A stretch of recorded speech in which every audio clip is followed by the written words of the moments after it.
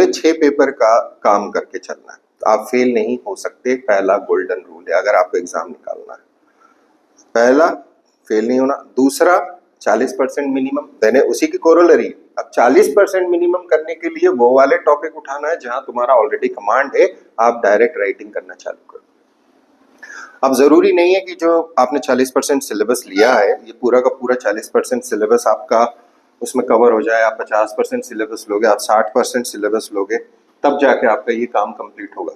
कोशिश ये करना है कि ये जो आपका सिलेक्शन है, इसी पर आपकी मेहनत हो सबसे पहले, और यहाँ पर आप 90%, 100% अगर जा सकते हो कि कितनी तरह के क्वेश्चन आते हैं और उसकी फ्रेमिंग क्या है, लिखना नहीं बोल रहा हूँ, फ्रेमिंग क्या है। फ्रेमिंग का मतलब है कि इस तरह का क्वेश्चन आया है तो मेरी ओपनिंग क्या होगी, बॉडी क्या होगी, एंड क्या होगा।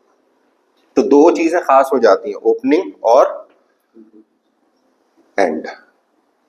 ओपनिंग और एंड। हाँ, कंक्लूजन जहां लगेगा वहां कंक्लूजन डालोगे, जहां इवेल्युएशन लगेगा वहां इवेल्युएशन डालोगे।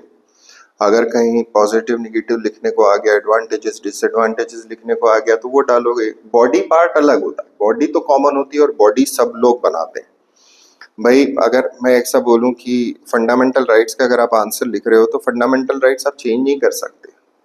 आप क्या कर सकते हो, उसमें एक आध पैराग्राफ एक्स्ट्रा डाल सकते हो लॉन्ग आंसर में। 7 नंबर वाले में तो आप वो भी नहीं डाल सकते, आपके पास है ही नहीं जगह।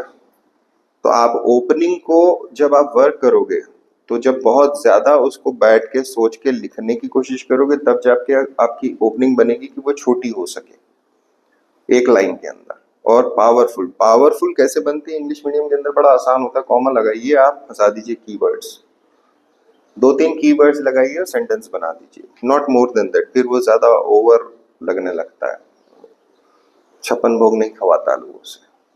सादी थाली है, सादी थाली खाना है, बस इतने में आप डिफ्रेंशिएट कर जाओगे। कारण ये है कि हम उसे और भी पावरफुल बना सकते हैं, हम बहुत मेहनत कर सकते हैं, लेकिन हमारे पास उतना समय नहीं है। हम अगर जरा से, मतलब 20 से तो ठीक है, 20 से तो बहुत सारे लोग रहेंगे, 20 से में 20.25 से भी हो गए, हम 21 से भी नहीं हो रहे, 20.25 से भी अगर हो गए ना, तो आपको थोड़े थोड़े नंबर एक्स्ट्रा मिल जाएंगे। नंबर एक्स्ट्रा कैसे मिलेंगे ये भी आपको समझा देता हूँ। जब मैंने कल आपको बोला था और बहुत ज्यादा एम्फेसिस दिया था कल वाले सेशन पे कि ओपनिंग बहुत ज्यादा इंपॉर्टेंट है। अब ओपनिंग का अर्थ क्या होता है, फर्स्ट इंप्रेशन। कोई भी आंसर आप लिखोगे तो मैं आपको अलग अलग ओपनिंग्स दे रहा हूँ, तो आप समझ गए अगर तो।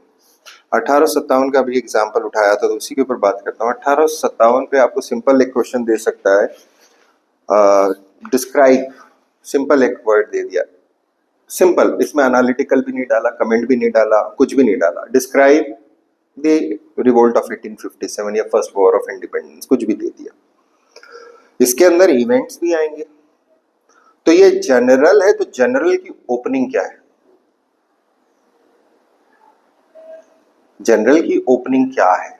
अब मान लीजिए ये आप लिख रहे हो 10 नंबर में, थोड़ा सा बड़ा आएगा, बड़ा पैराग्राफ खुलेगा, 3 लाइनें 4 लाइनें आप कंज्यूम कर सकते हो आराम से, तो वहीं से स्टार्ट करना है। अब वहीं पर इसका दूसरा स्वरूप में आ जाए, वो बोले इसका नेचर क्या था। तो 1857 क्या था वो तो बताओगे, उसके साथ में उसके नेचर को खोलोगे, तो नेचर की एक ओपनिंग बनेगी। फिर इन दोनों ओपनिंग को मर्ज करके जो ओपनिंग होगी वो नेचर की ओपनिंग आएगी। तो अदरवाइज क्या होगा, 2 पैराग्राफ खा जाओगे। तो मेहनत कहाँ लग रही है, ओपनिंग में। बॉडी सबके पास है, बॉडी के ऊपर इतनी मेहनत नहीं है, बॉडी किताब में मौजूद है। आपकी मेहनत होती है ओपनिंग में, आपकी मेहनत होती है इवेल्युएशन में और कंक्लूजन में। अब अगला बोल दे वो कि इसका कैरेक्टर क्या था, व्हाट वाज द कैरेक्टर, तो उसका क्वेश्चन अलग है, तो उसकी ओपनिंग अलग है। ओपनिंग वहीं से होनी है। 1857 जो जनरल बनाया तो वहीं से होगी, लेकिन उसके अंदर आपको कैरेक्टर उसमें इंक्लूड करना पड़ेगा। तो कैरेक्टर की ओपनिंग पहले बना के फिर दोनों को क्लब करना है। ये आर्ट होता है और ये स्किल है, इसे आप सीख सकते हो और ये ही आपको अलग बनाएगी। अब यहां पर आपने बॉडी बना ली, ये 3 मतलब बहुत है, 3 एग्जाम्पल की और दूं, एक और एग्जाम्पल दे देता हूं मैं। डिस्कस द फेलियर या discuss the causes of the failure of 1857। वो कॉजेज भी बोल सकता है, कॉजेज ऑफ 1857 वो बोलता है, failure of causes of failure के भी पूछ सकता है। तो कॉजेज ऑफ फेलियर के ऊपर आएगा तो 1857 तो बताना ही पड़ेगा पहले। फिर आप बोलोगे अगली लाइन में कि इसके निम्नलिखित कॉजेस थे और आप डायरेक्ट पॉइंट करोगे, इसमें एनालिसिस आएगा। कॉजेस के अंदर जब आया है तो कारणों की विवेचना करना जरूरी है, तो इवेल्युएशन आना है, इवेल्यूटिव टाइप का क्वेश्चन बनता है। तो ये टाइप ऑफ क्वेश्चन है। तो ऐसे जब आप छोटे क्वेश्चन उठाते हो, छोटे टॉपिक उठाते हो जिसका कंप्लीशन आप कर सकते हो, तो उसका गाइडलाइन कहां से मिल रहा है आपको? पीवाई। एक ही सब्जेक्ट मैटर के सारे क्वेश्चन आप इकट्ठे एक साथ लिखो। अब वो क्या दे रहा है आपको? गाइडलाइन दे रहा है कि जो एग्जाम पेपर सेट कर रहा है उसको मोस्टली 75-80% हम कहाँ कैप्चर कर सकते हैं। 100% हम नहीं कर सकते, हम करना भी नहीं चाहिए। 75-80% हम उसे कैप्चर करने का मतलब हो गया कि वो कहाँ कहाँ से क्या क्या सवाल पूछ सकता है। अब ये जो सवाल आएंगे वो कहाँ से? पुरानों में से मिल गए, लेकिन कुछ टॉपिक ऐसे होंगे जिसके अंदर आपको सवाल नहीं मिलेंगे, तो वहां मैं मदद कर दूंगा आपकी। चालू कर दिया काम, ताकि लेवल वाइज हम इंक्रीज करें। इजी क्वेश्चन कौन सा है, मॉडरेट क्वेश्चन कौन सा है, लेकिन ये तब फायदा देगा क्वेश्चन के आंसरिंग जब आपका ये चीज क्लियर हो गया कि 60% ऑफ द सिलेबस है कौन सा जिसको आप लेना चाह रहे हो।